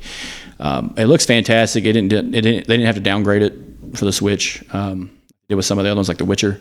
See, you got my brain working, because there was some little independent game that came out forever ago that was like one of those endless puzzle games where it's like you had to move certain objects and then like launch a bullet, get it to bounce other places, land in a certain spot, open other doors, and like you were your own individual item moving, but you would shoot the bullets to get it to like hit other things, and you would move other platforms. And I can't remember the name. I know Eric's yelling at me right now through the thing because he's the one that showed it to me. And a few years ago, I got curious and asked him what the name of it was, and he told me. I just never downloaded it. Yeah, it's a fantastic game. It's very cheap, but when we talk about, when you buy a game, are you getting the worth out of it? And I can honestly say I've got the worth out of every game we've talked about. Like, Yeah. I'd be happy to rebuy this game on a new console. That's very few games I would do that. Yeah, and that would actually be, every game that I have, I've not only purchased, but purchased either multiple times or have it on multiple systems. Yeah, it's worth it. And now what's funny is, like, I've just mentioned fluff games, but like some of the other ones on my list that I just ignored were like Link to the Past that we've played, but Breath of the Wild knocked it out of the park. Honorable mention, Sunshine, that was on my list. But another one that me and you probably talked about, Super Monkey Ball 2. For the GameCube, it's fucking great. Is the best. Like, bring your friend over. Let's play this fucking game, because we could play pool, we could race, we could dogfight, box. Fuck every retro game seller that hiked up the price of that game. Fucking assholes. I hope you die. Like, seriously, I'm not spending $80 on that fucking game. It's a lot of fun, but I'm not spending $80 on that fucking game. I would just play one game on there, pool.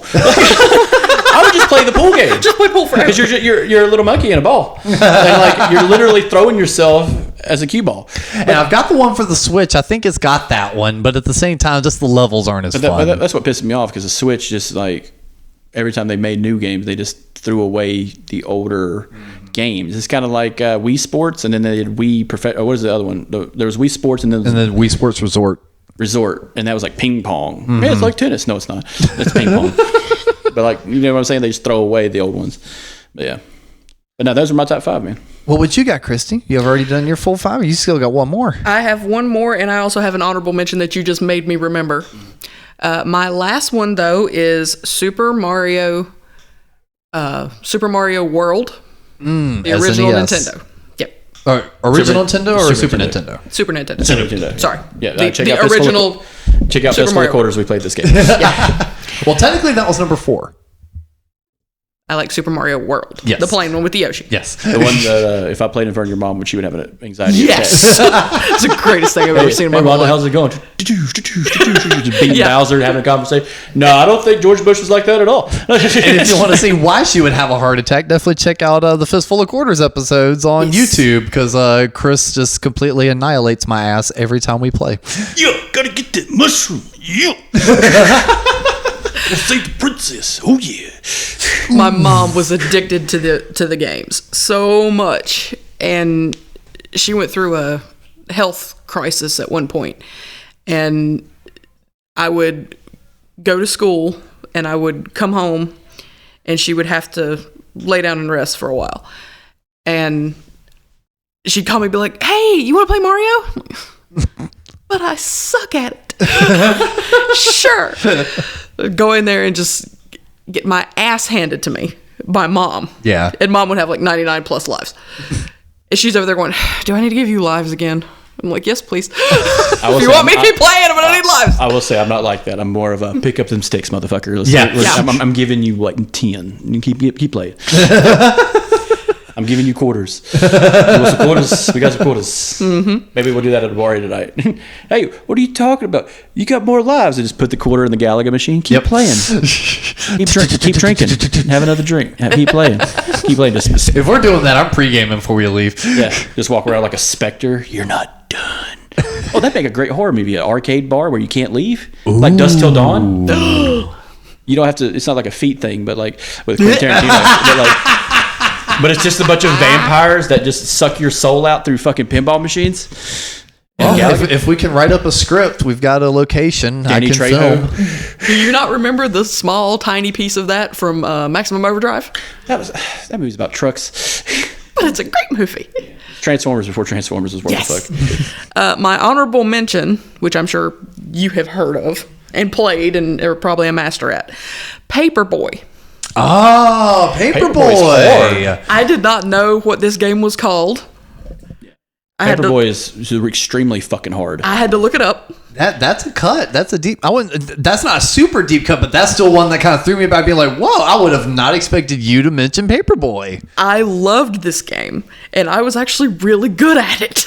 What? Okay, props. So this was actually one that I was actually really good at. There was the arcade NES, and there was a SNES, I believe, or a Game Boy game. I remember the Game Boy game. Yeah. I can't remember if they ported it to the SNES. That might be on the Super Nintendo. I mean, the Nintendo channel on Switch. Yeah. That might be available on Switch. Oh yeah, maybe. Say less. I was gonna say that there's our Fistful of Quarters episode with Cristy right there. I've never played it on a Switch. Well, Same controls. The whole time you're playing it, me and him are just like throwing napkins at you. Come on. Yeah, play better. Play better. Go. You need to do that for like Arkham Asylum or something, because Ooh, I got can do that that one with my too. eyes shut. I got that one too. I can do that with my eyes Return shut. to Arkham Asylum. I remember you're just like, hey, I can't get past this one part, and I'm just like, give me them fucking sticks. It was oh god, what's his name? Killer Croc. Yes, that The sewer mission, which is technically a horror mission, but Yeah. but no, Paperboy, man, that's a deep cut. Yeah. I bet you can find the Game Boy game for that. That'd be the shit. the first time I ever saw it, Papa Eugene was playing it when we walked in, and he was screaming at the top of his lungs every obscenity he'd come up with, because he couldn't beat the game. Yeah. He couldn't last but more like 2-3 minutes, and some dog would come out of nowhere and bite him, and I remember he's like, here, take this, I can't play this, it's getting on my nerves, and he just handed me the controller, and I'm going, the only thing I have ever played is Super Mario World and like 2 and 3. Yeah.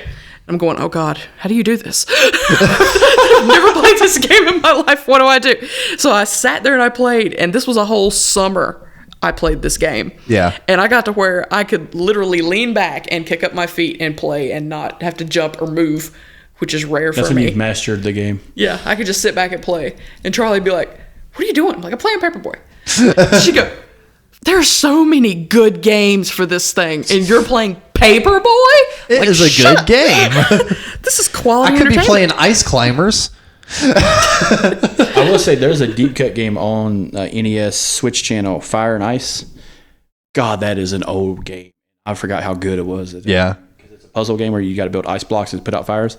Fuck, that game was fun when I was really little. And I'm just like, man, people hated this game because it was just so stupid. It was like Paperboy though, you know, Paperboy for the Super Nintendo, and then you had the NES one, the Yeah. Game Boy one, definitely. But those were easy to kind of port over because it was a very similar, because there's a lot of, it was like Frogger a little bit, because you got to dodge. Yep.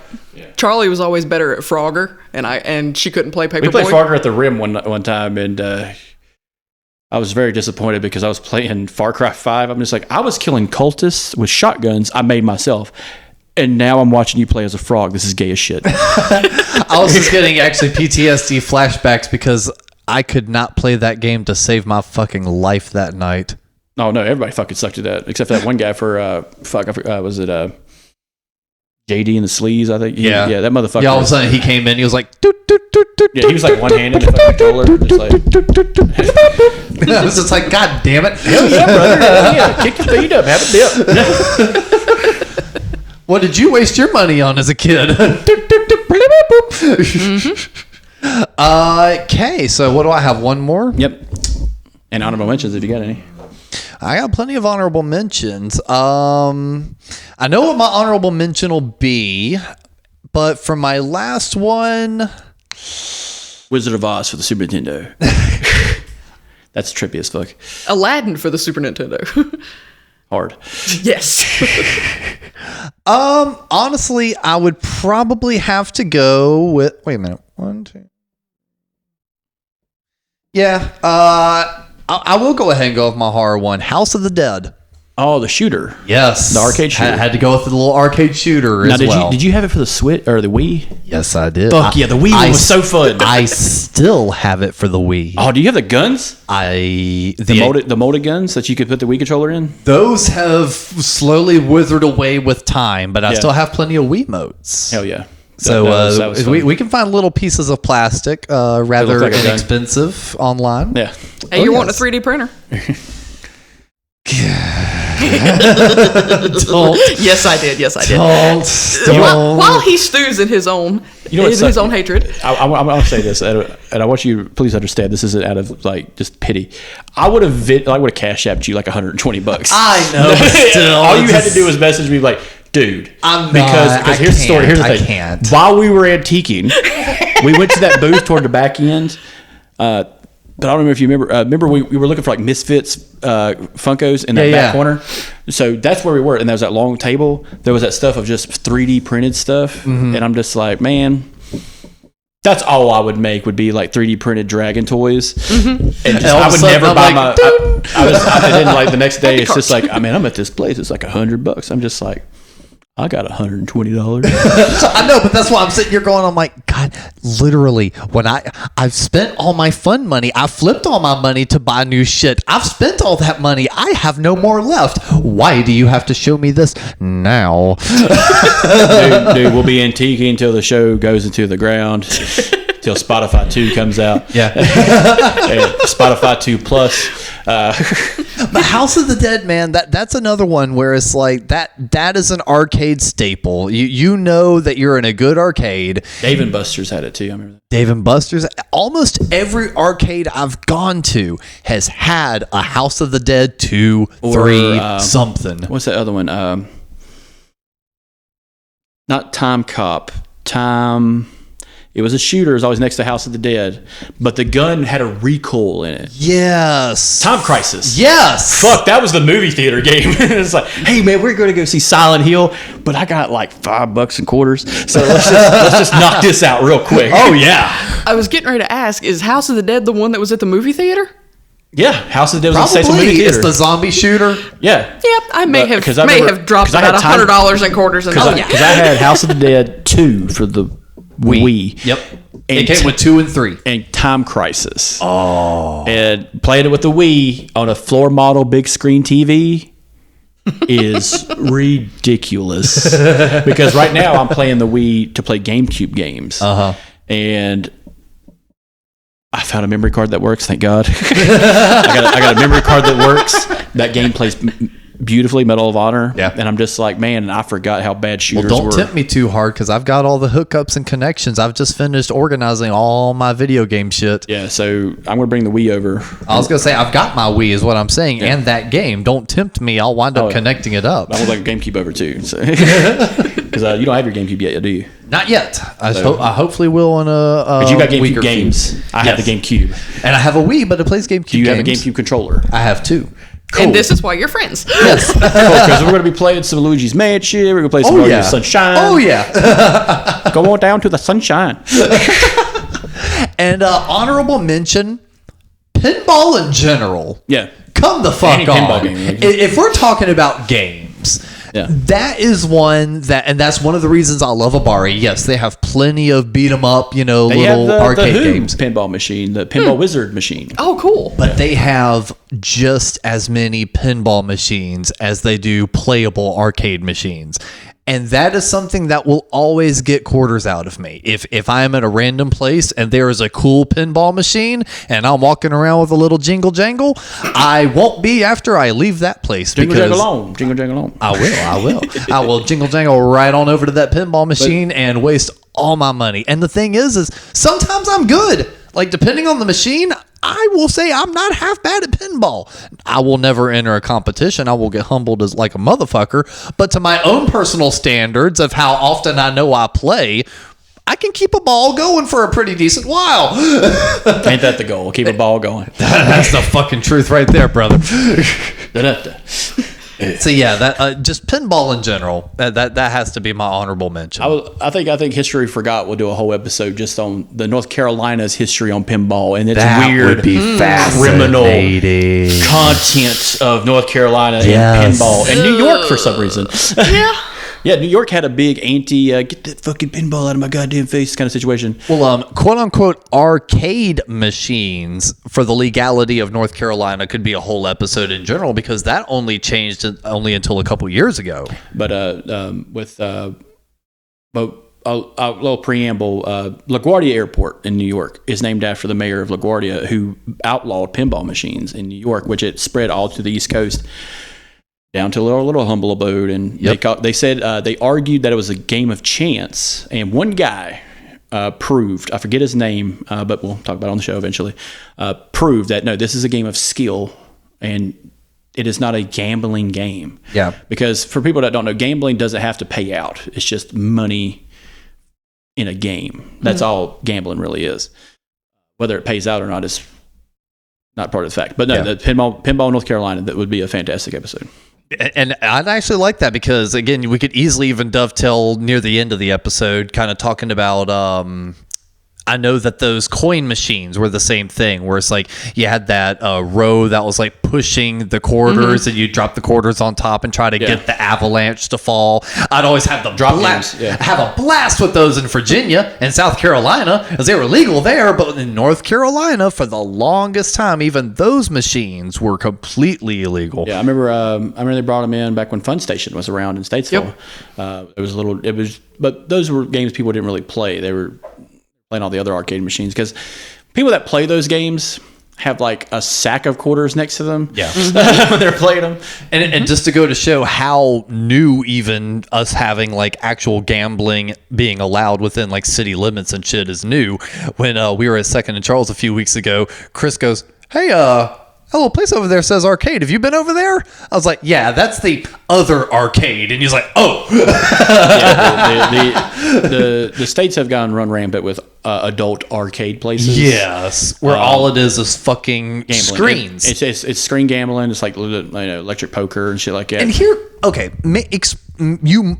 maybe someone can explain this to me. This is lost on me. I understand to a point when you go to a casino and there's like the craps table or like, this kind of stuff, things that blackjack, stuff like that. Yes. And like the actual physical pull the lever. Sure, there's probably a little mechanism inside preventing you from winning, but still, there's still something physically happening in front of you. The computer can literally say, "Fuck you," all day long. At least with the ball and the wheel and a man with a deck of cards, there's at least room for error for the house to fuck up and you win. So, because that's all you're trying to do when you're gambling, is trying to get the house to fuck up. Chris? So those gambling houses are under a game regulatory committee. So someone would actually have to physically go in there and make sure. Yep, kind of like you have to go on a 7-Eleven and make sure they got skimmers on the gas pumps. Yeah. So it is a faulty regulation system. So I was going to say, there's no real way to prove or disprove the situation. Yeah. It just feels like that gets a lot more murky when all of a sudden it's purely electronic, but nothing physical right in front of you. So another thing about those arcades is they work similar to a casino. If you've ever gone into one or spoke to people that have gone into one, they do payouts, but in a weird way. Some of them do it on cards, some do it on credit, where you just keep playing there until you run out of credit or add more. But casinos actually have the right to print their own currency. Yeah. That's why casinos are regulated the way they are. Like, so you put in actual dollars, they give you chips, but they're their chips. You can't use them anywhere else. You can't go to the store and use these chips, buy milk. But this is $100 chip. Bitch, I don't care. Yeah, but what it does is the casino also can say they don't have to pay you. They'll give you back your bet and tell you to leave, which is another fucked up thing that you're seeing a lot online now. A lot of people going like kicking ass at craps, and then like a guy come out and tap you on the shoulder. You need to fucking leave. Yep. Or like there was a lady recently who won a bunch of money on a slot machine in Vegas, and they refused to pay her. Wow. Because they have the right to just do that. She has the right to burn that place to the ground. And this is why we stick to Nintendo, PlayStation, and Xbox. Yeah. But pinball is yes. Whether it's an actual physical pinball machine like French Connection or Kiss, which I played multiple times, or even like pinball on the fucking Game Boy. Yes, that's what I was going to bring up. Pokemon pinball. Yes, with a little rumble pack. It's fucking awesome. It's fantastic. I remember. I brought that down a couple days ago, and you were like, "Give me." I know everybody here played on a Windows XP. Space pinball. Space pinball. Yep. Oh, yes. And then if I remember, what was it? Was it space or no shift? And it would tilt the whole thing. Tilt. Yeah, that was your tilt. And I was just like, who the fuck uses tilt? As I'm over here getting my ball stuck, smashing tilt. Get off! Yeah. He's got a cold air.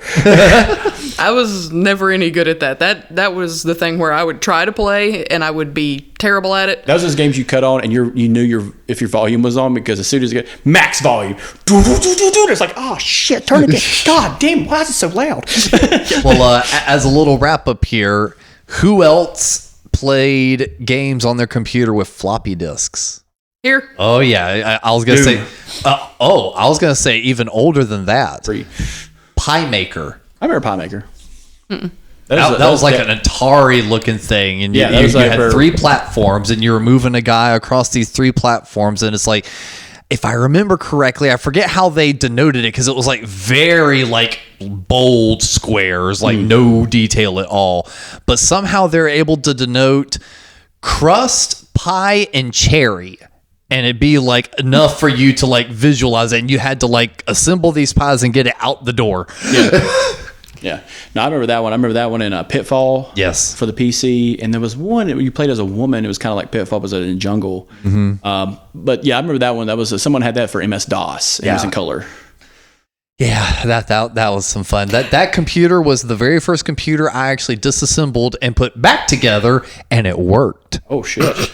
Mom was pissed because it was kind of like we had 2 computers. That was the older one, and then we had a semi newer one that didn't connect to the internet. The old one still connected to dial-up. For some reason, the new one didn't connect to dial-up.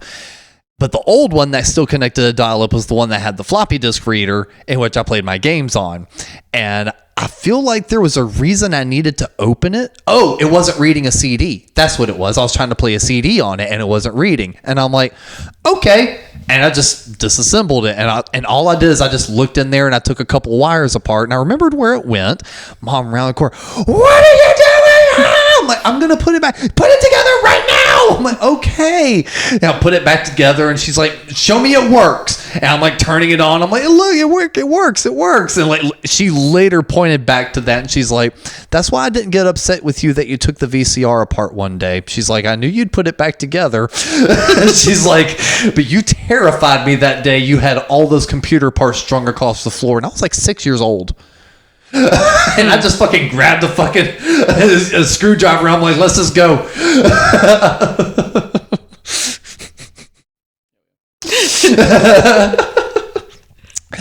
But this has been another fantastic episode of the Couch Potatoes. Thank you, Mikey, so much for joining us. Hey, dude. Yeah, no problem, man. Yeah, just make sure and check out the Couch.